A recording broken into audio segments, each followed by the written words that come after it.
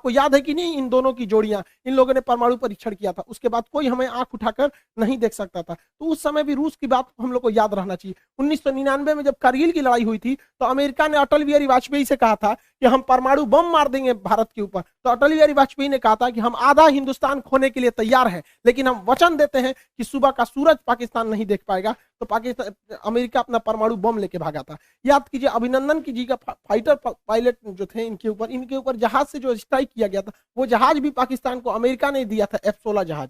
आज भी हमारी जरूरत रूस ही पूरा करता है। S-400 के दम पर हम चाइना को चैलेंज करते हैं, किसने दिया? रूस ने दिया। विक्रमादित्य किसने दिया? रूस ने दिया। 1991 में हम लोग जब अंतरिक्ष में क्रायोनिक इंजन की जरूरत थी, रूस अपने 8 क्रायोनिक इंजन दे रहा था, अमेरिका ने उस पर प्रतिबंध लगा दिया, जिस वजह से हमारा परमाणु अंतरिक्ष कार्यक्रम लगभग 20 साल पीछे चला गया। यहाँ पर आज भी चंद्रयान में अमेरिका के जगह पे रूस हमारी मदद कर रहा है। तो रूस हमेशा से हम लोग के साथ रहा है। आज देखिए परमाणु पनडुब्बी, चाहे चक्र हो, नेपरा हो, अरिहंत हो, इसमें रूस हमारी मदद कर रहा है। AK-203 राइफल की फैक्ट्री हो, रूस मदद कर रहा है। चाहे सुखोई जहाज जो हमारी वायुसेना का रीढ़ है, रूस ने हमें दिया है। ब्रह्मोस जहाज दुनिया का सबसे खतरनाक सुपरसोनिक क्रूज जहाज मिसाइल है, जिससे चाइना डरता है, किसने दिया है? रूस ने दिया है। तो हमें बैलेंस लेके चलना है। कहीं ना कहीं सेना में रूस मदद करेगा, लेकिन अमेरिका से हम लोग को भी संबंध बना के रखना है। चाइना को जब कंट्रोल करने की बारी आएगी तो रूस नहीं सुनेगा, तब हमें अमेरिका को लाना पड़ेगा। इस दुविधा में हम लोग हैं कि अमेरिका का साथ दें कि रूस का साथ दें। इसके लिए सबसे अच्छा रास्ता क्या होता है समझिए।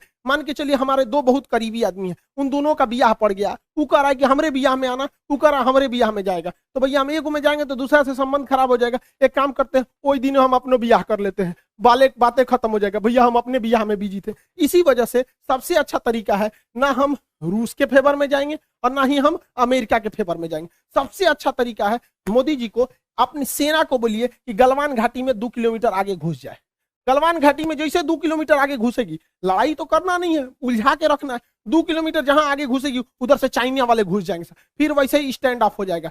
2-3 महीना चलेगा, अमेरिका कहेगा हे बोलना रे रूस को, हम कुछ करें, हम तो खुदे लड़ रहे हैं चाइना से यहाँ पे, तो हमला दोनों शांत के शांत रहेगा। और इससे एक और फायदा होगा, चाइना इधर उलझा रहेगा तो ताइवान पे हमला नहीं करेगा, नहीं तो इससे यही भी बहाने निपटा देगा ताइवान को। आपको क्या लगता है, भारत को इधर उलझा देना चाहिए कि नहीं उलझा देना चाहिए? वरना आप मना करेंगे तो कोई ना कोई देश इस तरह से आपको कहेगा कि भैया हमारा साथ दो, उससे अच्छा हम खुद उलझे हुए हैं, बातें खत्म। रूस की जगह पे कोई भी देश रहता तो अपनी सिक्योरिटी को लेकर चिंतित होता ही। आप खुद सोचिए, अमेरिका यहाँ पे है, क्या मैक्सिको देश में अगर रूस अपनी सेना लगाएगा तो क्या अमेरिका चुप रहेगा? नहीं चुप रहेगा ना। कोई भी देश देखेगा कि आप यहाँ सेना लगा क्यों रहे। तो आप ही बताइए, अमेरिका अपनी नाटो सेना अगर यूक्रेन में लाएगा तो रूस के बॉर्डर से सटा देगा, तो रूस कैसे चुप रह सकता है? अपने देश पर बीतता है तो सबको खराब लगता है। आप ही बताइए, भारत है यहाँ पे, भारत के नीचे यहाँ श्रीलंका है, अगर पाकिस्तान अपनी फौज श्रीलंका में लगा देगा और श्रीलंका उसको परमिशन देगा तो भारत धोएगा कि नहीं धोएगा उसको? हम लोग को कैसे खराब लगता है? जैसे चाइना अपना स्ट्रिंग ऑफ पल्स लाता है यहाँ पे। तो हर देश को अपना सुरक्षा चिंता को ध्यान में रखना पड़ता है। और इसमें सिंपल सा बात है, यूक्रेन को कोई उससे उसका देश नहीं मांग रहा है। रूस का केवल यही करना है कि यूक्रेन डिसाइड एक लिखित दे दे कि वो कभी भी नाटो सेना में शामिल नहीं होगा।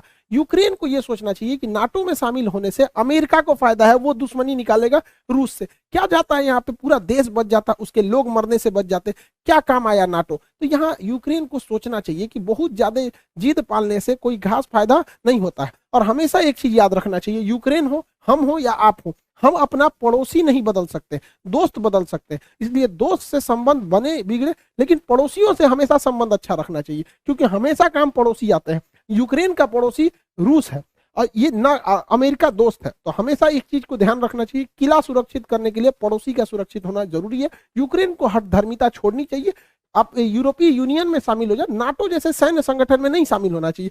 क्या ये फिनलैंड बेवकूफ था, स्वीडन बेवकूफ है जो इन लोगों ने नाटो की सदस्यता नहीं लिया? यूक्रेन, रूस ने धमकी दिया फिनलैंड ले लेगा तो तोड़ो छोड़ देंगे। क्या कर लेंगे लोग ये रूस का? दूसरा, बीपीएससी का जो प्रैक्टिस सेट है बाबू वो आ चुका है। बीपीएससी और एनटीपीसी रेलवे जितना चीज है, इसका प्रैक्टिस सेट है, इसको प्रैक्टिस करते रहेंगे। आपके एग्जाम में जो मेरिट से छटते हैं लोग, वो लोग इस वजह से नहीं छटेंगे। और इकोनॉमिक्स के बैच बहुत देर से अटके हुए थे, अब वो 3 जनवरी से इकोनॉमिक्स का बैच आ जाएगा। यहाँ 3 जनवरी का है, 3 मार्च को सुबह 9 बजे इकोनॉमिक्स का बैच आ जाएगा। इसमें माइक्रो मैक्रो इकोनॉमी, लोच वगैरह सब चीज बता देंगे आप लोगों को। आई होप आप ये सब चीज समझे होंगे। भारत को किसी का साथ नहीं देना चाहिए। इंटरनेशनल रिलेशन में कभी भी कोई भी चीज बदल सकता है। हमारी जरूरत है तो ही हम लोग काम आ सकते हैं दूसरे के लिए। आई होप आप समझेंगे। मिलेंगे नेक्स्ट क्लास में। जय हिंद।